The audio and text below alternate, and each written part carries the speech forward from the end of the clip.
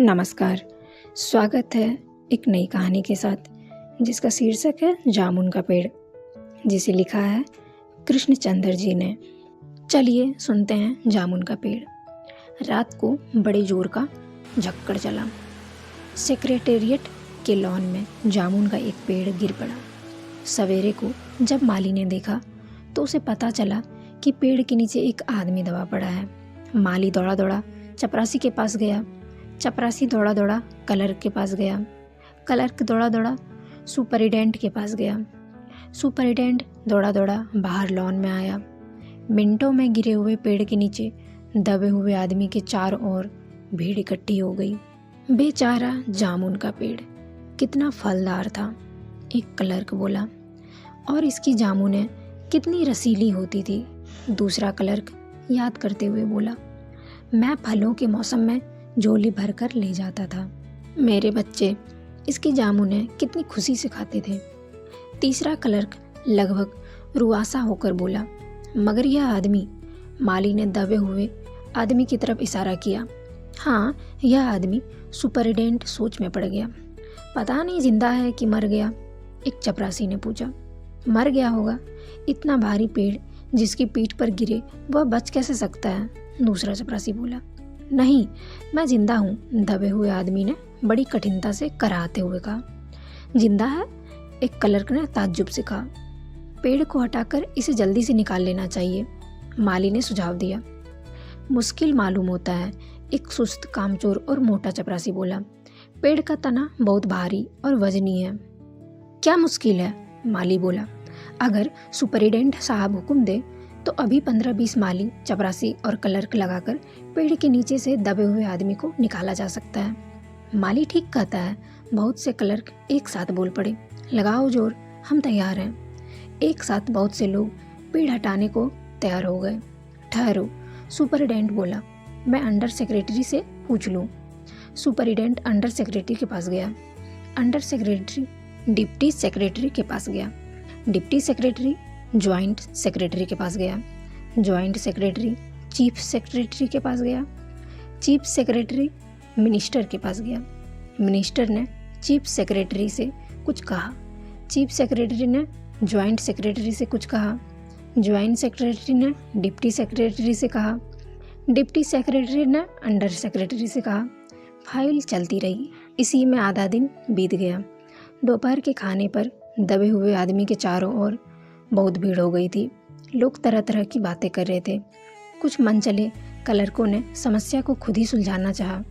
वे हुकूमत के फैसले का इंतजार किए बिना पेड़ को अपने आप हटा देने का निश्चय कर रहे थे कि इतने में सुपरिटेंडेंट फाइल लिए भागा भागा आया। बोला, हम लोग खुद इस पेड़ को नहीं हटा सकते। हम लोग व्यापार विभाग से संबंधित हैं और यह पेड़ की समस्या है जो कृषि विभाग के अधीन है। मैं इस फाइल को अर्जेंट मार्क करके कृषि विभाग में भेज रहा हूँ। वहाँ से उत्तर आते ही इस पेड़ को हटवा दिया जाएगा। दूसरे दिन कृषि विभाग से उत्तर आया कि पेड़ व्यापार विभाग के लॉन में गिरा है, इसलिए इस पेड़ को हटवाने या ना हटवाने की जिम्मेदारी व्यापार विभाग पर पड़ती है।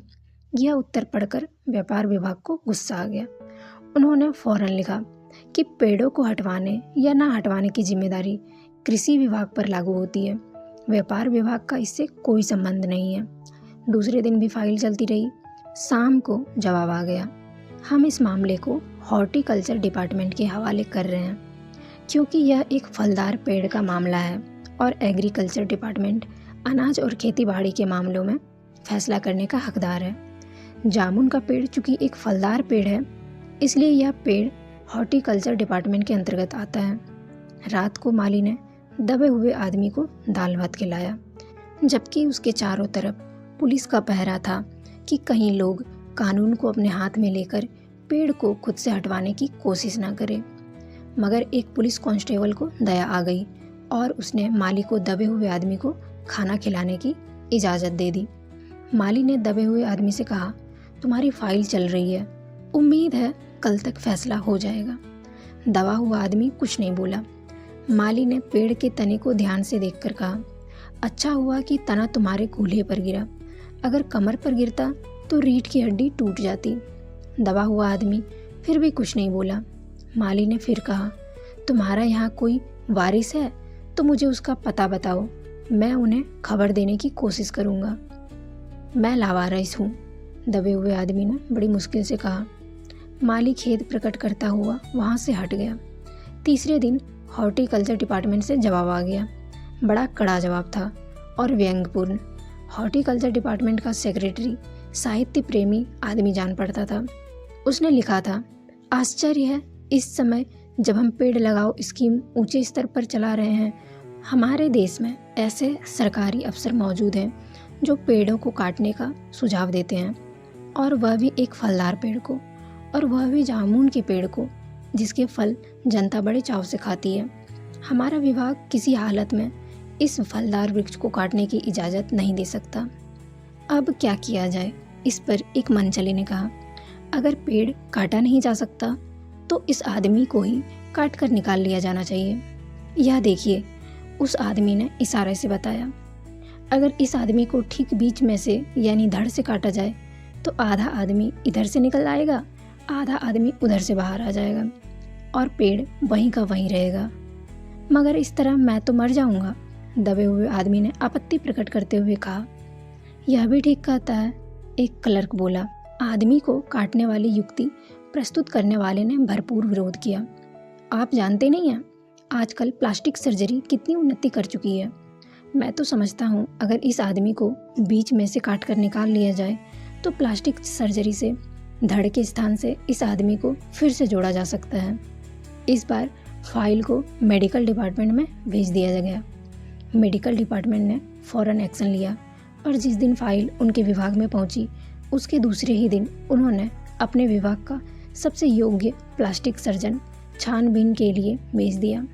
सर्जन ने दबे हुए आदमी को अच्छी तरह टटोलकर उसका स्वास्थ्य देखकर खून का दबाव देखा, नाड़ी की गति को परखा, दिल और फेफड़ों की जांच करके रिपोर्ट भेज दी कि इस आदमी का प्लास्टिक ऑपरेशन तो हो सकता है और ऑपरेशन सफल भी होगा, मगर आदमी मर जाएगा। इसलिए यह फैसला भी रद्द कर दिया गया। रात को माली ने दबे हुए आदमी के मुंह में खिचड़ी डालते हुए उसे बताया कि अब मामला ऊपर चला गया है। सुना है कि कल सेक्रेटरिएट के सारे सेक्रेटरियों ने मीटिंग होगी, उसमें तुम्हारा केस रखा जाएगा।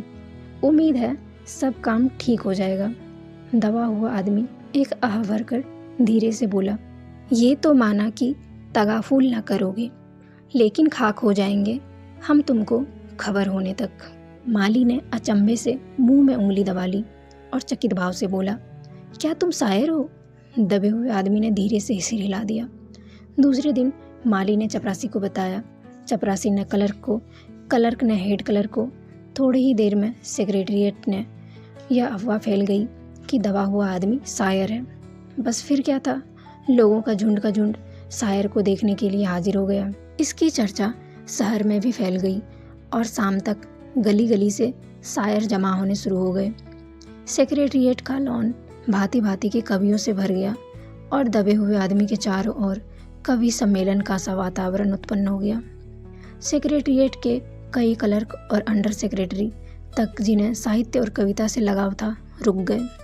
कुछ शायर दबे हुए आदमी को अपनी कविताएं और दोहे सुनाने लगे। कई क्लर्क उसको अपनी कविता पर आलोचना करने को मजबूर करने लगे। जब यह पता चला कि दबा हुआ आदमी एक कवि है तो सेक्रेटरिएट की सब कमेटी ने फैसला किया कि चूँकि दबा हुआ आदमी एक कवि है, इसलिए इस फाइल का संबंध ना एग्रीकल्चर डिपार्टमेंट से है ना हॉर्टिकल्चर डिपार्टमेंट से, बल्कि सिर्फ कल्चरल डिपार्टमेंट से है। कल्चरल डिपार्टमेंट से अनुरोध किया गया कि जल्द से जल्द मामले का फैसला करके अभागे कवि को इस फलदार पेड़ से छुटकारा दिलाया जाए। फाइल कल्चरल डिपार्टमेंट के अनेक विभागों से गुजरती हुई साहित्य अकादमी के सेक्रेटरी के पास पहुंची। बेचारा सेक्रेटरी उसी समय अपनी गाड़ी में सवार होकर सेक्रेटरिएट पहुंचा और दबे हुए आदमी से इंटरव्यू लेने लगा। तुम कवि हो? उसने पूछा। जी हाँ, दबे हुए आदमी ने जवाब दिया। किस उपनाम से शोभित हो? ओस। ओस, सेक्रेटरी जोर से चीखा। क्या तुम वही ओस हो जिसका गद्य संग्रह ओस के फूल अभी हाल ही में प्रकाशित हुआ है? दबे हुए कवि ने हुंकार में सिर हिलाया। क्या तुम हमारी अकादमी के मेंबर हो? सेक्रेटरी ने पूछा। नहीं। आश्चर्य है, सेक्रेटरी जोर से चीखा, इतना बड़ा कवि, ओस के फूल का लेखक और हमारी अकादमी का मेंबर नहीं है? उफ, कैसी भूल हो गई हमसे। कितना बड़ा कवि है और कैसी अंधेरी गुमनामी में दबा पड़ा है। गुमनामी में नहीं, एक पेड़ के नीचे दबा हूँ। कृपया मुझे इस पेड़ के नीचे से निकालिए, अभी बंदोबस्त करता हूँ। सेक्रेटरी फौरन बोला और फौरन उसने अपने विभाग में रिपोर्ट की। दूसरे दिन सेक्रेटरी भागा भागा कवि के पास आया और बोला, मुबारक हो, मिठाई खिलाओ। हमारी सरकारी साहित्य अकादमी ने तुम्हें अपनी केंद्रीय शाखा का मेंबर चुन लिया है। यह लो चुनाव पत्र, मगर मुझे इस पेड़ के नीचे से तो निकालो, दबे हुए आदमी ने कराह कर कहा। उसकी सांस बड़ी मुश्किल से चल रही थी और उसकी आंखों से मालूम होता था कि वह घोर पीड़ा और दुख में पड़ा है। यह हम नहीं कर सकते, सेक्रेटरी ने कहा, और जो हम कर सकते थे वह हमने कर दिया है। बल्कि हम तो यहाँ तक कर सकते थे कि अगर तुम मर जाओ तो तुम्हारी बीवी को वजीफ़ा दे सकते हैं। अगर तुम दरख्वास्त दो तो हम वह भी कर सकते हैं। मैं अभी जीवित हूँ। कवि रुक रुक कर बोला, मुझे जिंदा रखो। मुसीबत यह है, सरकारी साहित्य अकादमी का सेक्रेटरी हाथ मलते हुए बोला, हमारा विभाग सिर्फ कल्चर से संबंधित है।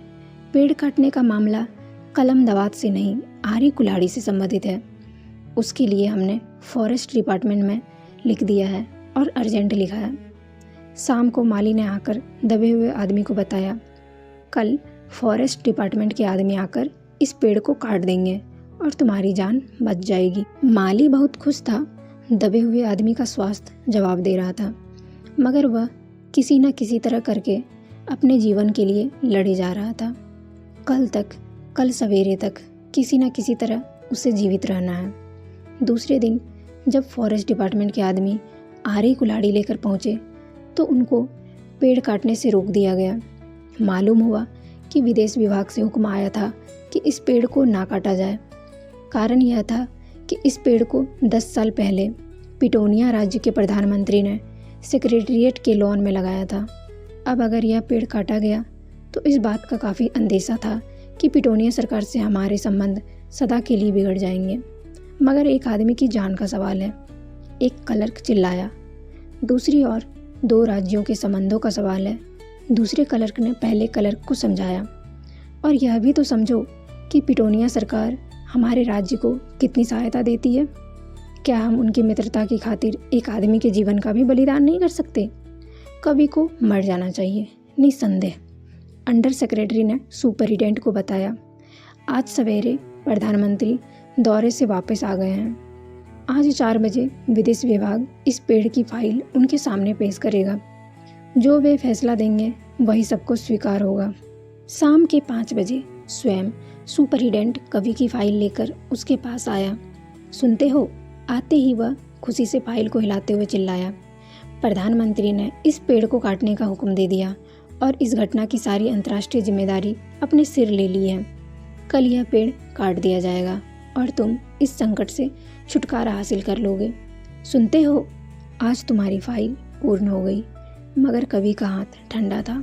आंखों की पुतलियां निर्जीव और चींटियों की एक लंबी लाइन उसके मुंह में जा रही थी। उसके जीवन की फाइल भी अब पूर्ण हो चुकी थी। कहानी यहीं पे समाप्त होती है और यह कहानी 1960 के दशक में लिखी गई थी। 1960 के दशक से लेकर के अभी तक में 60 साल बीत चुके हैं और अभी भी सरकारी संस्थाओं का हाल कुछ ऐसा ही है।